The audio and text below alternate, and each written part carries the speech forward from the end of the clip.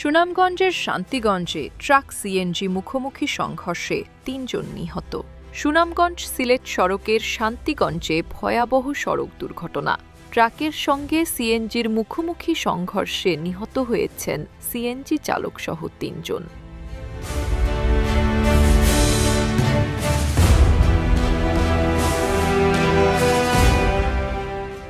সকালে 7:30টার দিকে পশ্চিম পাগলা ইউনিয়নের পাগলা শত্রুমর্দন এলাকায় এ দুর্ঘটনাটি ঘটে।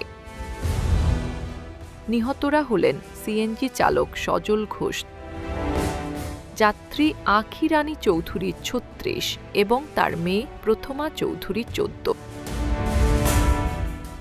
৩ জনই বর্তমানে সুনামগঞ্জ শহরের উকিলপাড়া ও নবীনগরে বসবাস করতেন বলে জানিয়েছে হাইওয়ে পুলিশ।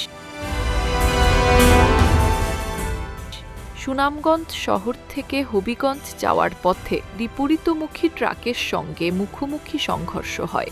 ঘটনাস্থলেই সজল ঘোষ ও আঁখি রানী মারা যান। গুরুতর আহত অবস্থায় প্রথমা চৌধুরীকে শান্তিগঞ্জ উপজেলা স্বাস্থ্য কমপ্লেক্সে নেওয়া হলে কর্তব্যরত চিকিৎসক তাকে মৃত ঘোষণা করেন।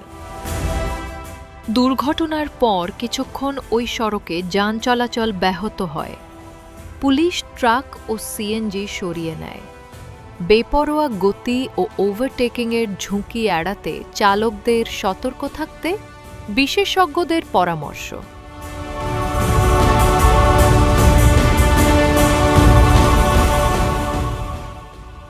গতিসীমা মানুন, ওভারটেকিংয়ে সতর্ক থাকুন, ক্লান্ত অবস্থায় ড্রাইভ নয়। দয়া করে রাস্তায় সাবধান থাকুন, আপনার সতর্কতা বাঁচাতে পারে জীবন। মুক্তধ্বনি নিউজ অ্যাপ ডাউনলোড করুন। ব্রেকিং নিউজ পেতে সাথে থাকুন।